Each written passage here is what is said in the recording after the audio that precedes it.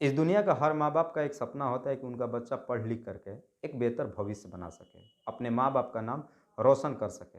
लेकिन बच्चे जब अपना बेहतर भविष्य की तलाश में निकलते हैं, मैक्सिमम बच्चों के अंदर एक लालच आ जाती है कि क्यों ना कम से कम समय में और ज़्यादा से ज़्यादा पैसे कमाए जाए। और इस लालच में आकर के एक ऐसे राह पे चल पड़ते हैं, जहाँ से वापस हो पाना लगभग उनके लिए भी नामुमकिन हो जाता है। आज की कहानी में भी सेम कुछ ऐसी होता है। एक लड़की अपनी बेहतर भविष्य की तलाश में शहर तो पहुंचती है, लेकिन शहर पहुंचने के बाद इस लड़की के अंदर में भी एक लालच आ जाती है कि क्यों ना कम से कम समय में ज़्यादा से ज़्यादा पैसे कमा लूं और उसके बाद अपने लाइफ को बेहतर तरीके से सेटल कर लूं। इस लालच में आकर के लड़की एक ऐसे राह पे निकल जाती है कि जहाँ से वापस हो पाना लगभग इसके लिए भी नामुमकिन हो जाता है। लेकिन जब वहाँ से वापस होने के लिए ज़ोर ज़बरदस्ती करती है, तो आखिरकार वहाँ से बैक होने के लिए जुर्म का रास्ता अपना लेती है, जिसकी वजह से ये लड़की आखिरकार सलाखों के पीछे तक पहुँच जाती है।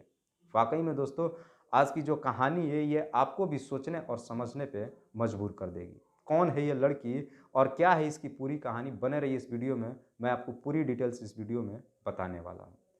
नमस्कार, आदाब, मैं हस्मुद्दीन और आप देख रहे हैं सफ़र क्राइम। तो आज की जो सच्ची घटना मैं आपको सुनाने वाला हूँ, दरअसल ये घटना है मध्य प्रदेश की।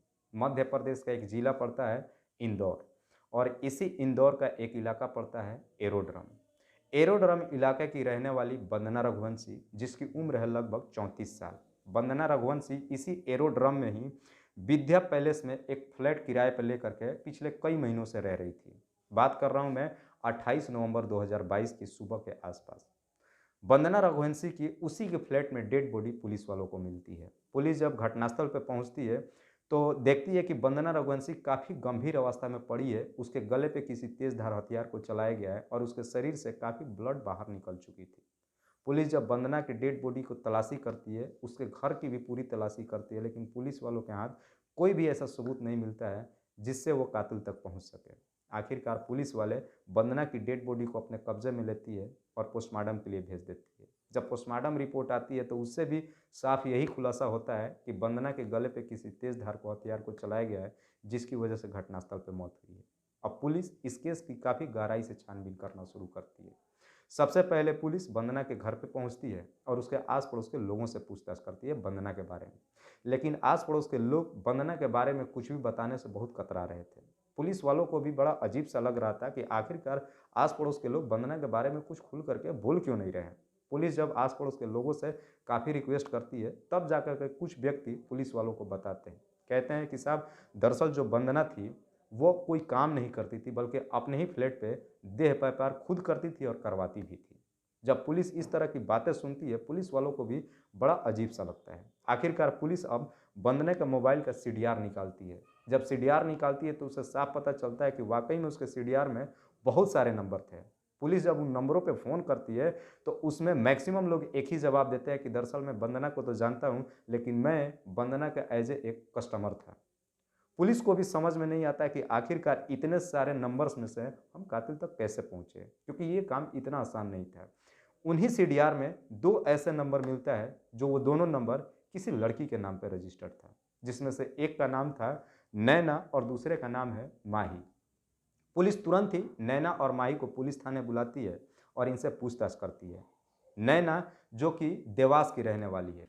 पुलिस जब इन दोनों को भी बुलाती है और इनसे पूछताछ करती है तो ये दोनों भी पुलिस को यही जवाब देते हैं कि दरअसल हम दोनों वंदना के लिए काम करते थे। आखिरकार पुलिस इन दोनों को छोड़ देती है, लेकिन पुलिस जब वंदना के घर के आसपास का सीसीटीवी खंगालना शुरू करती है तो आखिरकार उस सीसीटीवी में नैना दिखाई देती है और नैना के साथ में दो लड़के भी होते हैं। अब पुलिस को न जाने क्यों नैना के ऊपर फिर से शक चला जाता है। पुलिस तुरंत ही फिर से नैना को देवास से पुलिस स्टेशन बुलाती है और उन दोनों लड़कों के बारे में पूछताछ करती है। लेकिन इस बार जो नैना पुलिस वालों को जवाब देती है, उसके जवाब से पुलिस वाले सहमत नहीं होते हैं, बल्कि पुलिस वालों को अब नैना के ऊपर गहरा शक हो जाता है और आखिरकार पुलिस अब नैना से सख्ती से पूछताछ करना शुरू करती है। जब पुलिस नैना से सख्ती से पूछताछ करना शुरू करती है तो आखिरकार नैना अपनी सच्चाई कबूल कर लेती है। लेकिन जब इसकी पूरी कहानी बताती है तो इसे सुनने के बाद नैना के घर परिवार वाले भी हैरान हो जाते हैं, परेशान हो जाते हैं। नैना बताती है कि दरअसल मैं देवास की रहने वाली हूँ। नैना एक दिन देवास इलाके को छोड़ करके इंदौर शहर अपने एक बेहतर करियर की तलाश में पहुँचती है। नैना जब इंदौर शहर पहुँचती है तो वहाँ पे उसके अंदर भी, नैना के अंदर भी एक लालच आ जाती है कि क्यों ना कम से कम समय में ज़्यादा पैसा कमा लें और उसके बाद से घर वापस चले जाए और अपने लाइफ को बेहतर तरीके से सेटल कर ले। और इस लालच में आ करके इस काम की तलाशी में जब निकलती है तो एक दिन नैना की मुलाकात वंदना रघुवंशी से होती है। जब नैना वंदना से मिलती है तो वंदना तुरंत ही एक प्रपोजल देती है कि अगर तुम्हें कम से कम समय में पैसा ज़्यादा कमाना है तो तुम हमारी टीम को ज्वाइन कर सकती हो। वंदना जो कि देह व्यापार अपनी फ्लैट पे करवा रही थी। जब ये वंदना इस तरह का प्रपोजल नैना को देती है तो नैना भी तुरंत ही वंदना की बातों को मान लेती है और उसकी टीम को ज्वाइन कर लेती है। लेकिन नैना जब भी देवास से अपने घर से इंदौर शहर के लिए निकलती है, अपने घर परिवार वालों से ये कह करके निकलती है कि दरअसल नैना इंदौर में एक ब्यूटी पार्लर में जॉब करती है। लेकिन इंदौर शहर पहुंचने के बाद वो सीधे वंदना के फ्लैट पे जाती है। यूं ही लगभग काफ़ी समय बीत जाता है और इस समय नैना भी अच्छा खासा पैसा कमा लेती है। लेकिन जब कुछ ज़्यादा पैसा कमा लेती है तो आखिरकार नैना एक फैसला लेती है कि अब इस फील्ड को हमेशा के लिए छोड़कर और वापस अपना घर चला जाए। लेकिन जब नैना एक दिन इस तरह की बातें वंदना से कहती है कि मैं इस फील्ड को छोड़ना चाहती हूँ, तो इसे सुनने के बाद वंदना उसे काफ़ी समझाने की कोशिश करती है।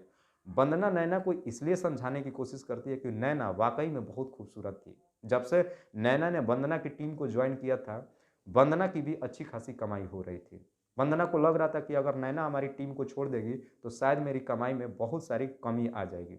लेकिन जब नैना अपने जिद पे उतर जाती है कि नहीं, मुझे इस फील्ड को छोड़ के जाना ही है, तब कहीं जाकर के वंदना एक मोबाइल से ऐसा क्लिप नैना को दिखाती है और कहती है कि अगर तुम हमारी टीम को छोड़कर जाओगी तो ये सारे फोटो और वीडियोस मैं तुम्हारे घर परिवार वालों को भेज दूंगी। दरअसल वो फोटो वीडियोस नैना के वो फोटो वीडियोस था जब नैना किसी के साथ में संबंध बना रही थी। उसी वक्त वंदना ने उसका कुछ आपत्तिजनक फोटो और वीडियोस अपने मोबाइल में रिकॉर्ड कर लिया था।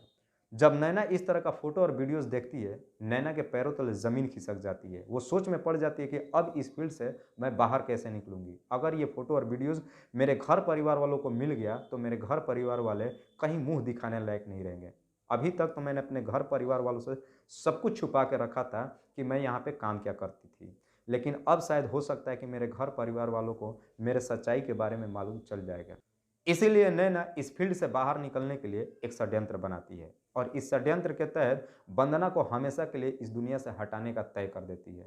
लेकिन इस काम को अंजाम देने के लिए नैना अपने ही दो मुंह बोले भाई को इस षड्यंत्र में शामिल कर लेती है, जिसमें से एक का नाम है अशोक सूर्यवंशी और दूसरे का नाम है गोलू।